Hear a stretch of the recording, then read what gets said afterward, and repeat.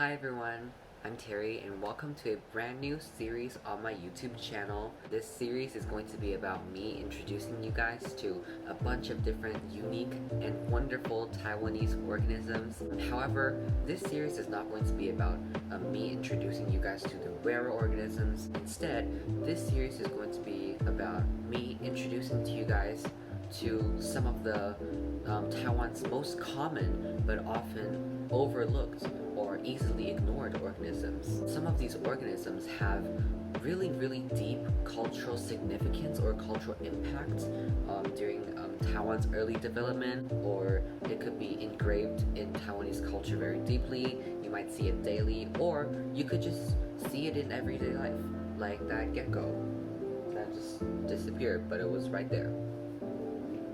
So organisms like this I'll be introducing to you guys. This is the first episode, and today we're going to be talking about hermit crabs. Hermit crabs are a group of crustaceans that belong in the superfamily Pachyroidea. I hope I pronounced it correctly. I hope I didn't butcher it.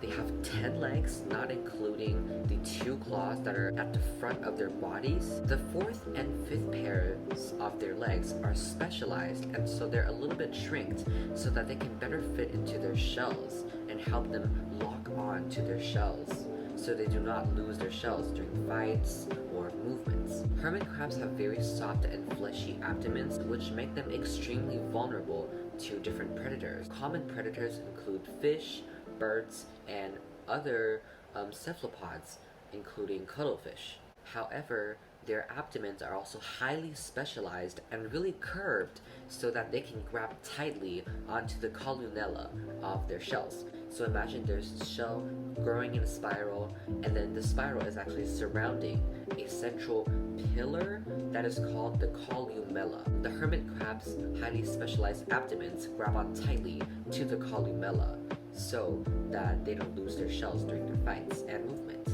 Most hermit crabs live in the ocean during the adolescence, and they're actually floating as hermit crab larvae, so they don't have a particular space to stay in. They don't stay in the shell, they just float around aimlessly until they reach maturity. And at this point, they divide into 2 groups. Number 1, which is the sea hermit crabs, which complete their whole life cycle in the ocean. And the second group are the terrestrial hermit crabs, which we are the most familiar. So the terrestrial hermit crabs, they occasionally still have to travel back to the ocean to spread their offsprings, but most of the times during their adulthood, they spend on seashores fighting for shells. Fun fact time. Did you know that the coconut crab are actually the largest hermit crabs of all and the largest terrestrial arthropods of all? So arthropods include spiders, insects. Coconut crabs, once they reach maturity, they do not need shells as they have calcified shells similar to their crabby and shrimpy relatives. The coconut crab can reach up to 1 meter in length and up to 4 kilometers in weight. Imagine the largest terrestrial arthropod just like climbing a coconut tree 1 meter tall. Like, that's crazy. I'll be like scared. I'll be really scared. Okay, now comes the important part of the hermit crab's life cycle: fighting over shells.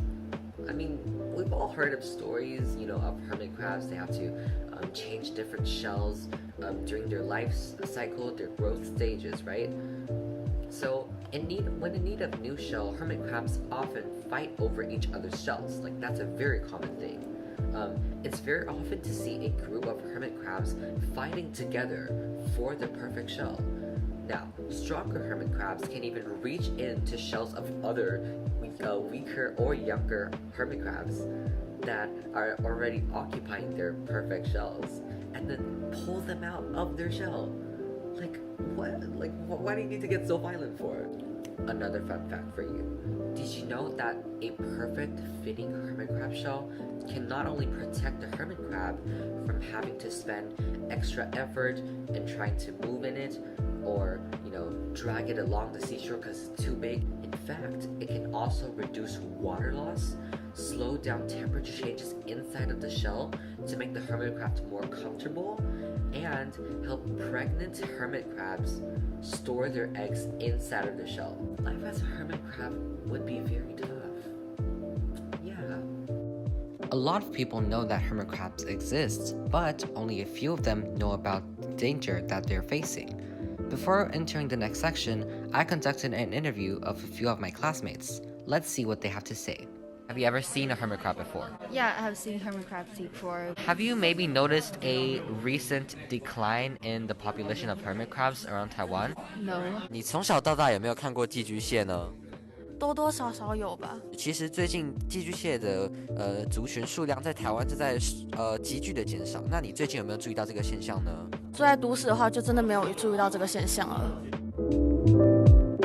Many people don't see hermit crabs as often as before. While a reason for this phenomenon might be due to hermit crabs being mainly nocturnal, which means they're mostly active at night. Well, there's actually another main reason that hermit crabs are rapidly declining in population, and that is unfortunately us humans. Hermit crabs are facing a lot of danger.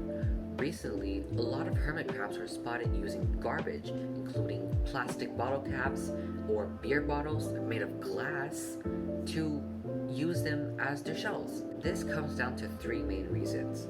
Number one, coastal development. Coastal areas are replaced by concrete, and so this coastal development is actually causing the hermit crabs to lose their main habitat, which are the coastal forests.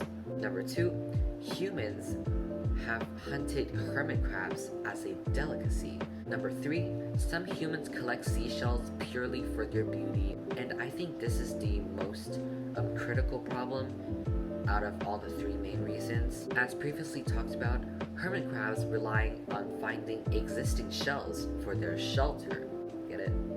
Shelter? Okay. So when humans pick shells off the beach, fewer hermit crabs will be able to find reliable and comfortable homes. For terrestrial hermit crabs, most beaches are already scarce in available shells. This limits the hermit crab's population to a very critical number. So what can we do to help? Well, the most basic thing we can do to protect hermit crabs is to not pick up any shells from the beach purely for their beauty.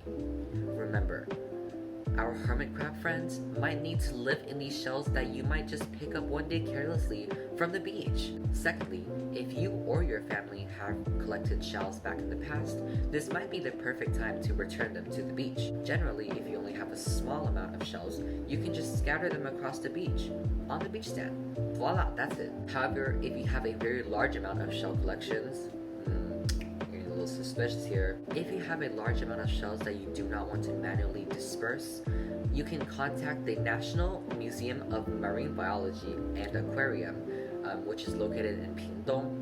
It's called the 海参馆 in Chinese. And then you can contact them and mail your shells to the aquarium, and then they'll disperse it for you. Thirdly and lastly, if you see any hermit crabs, no matter live or dead or cooked, being sold on the streets or in restaurants as pets or wild game, remember to not engage with the seller at all. That's it for today's video. Thank you guys so much for watching. I'll see you soon. Bye!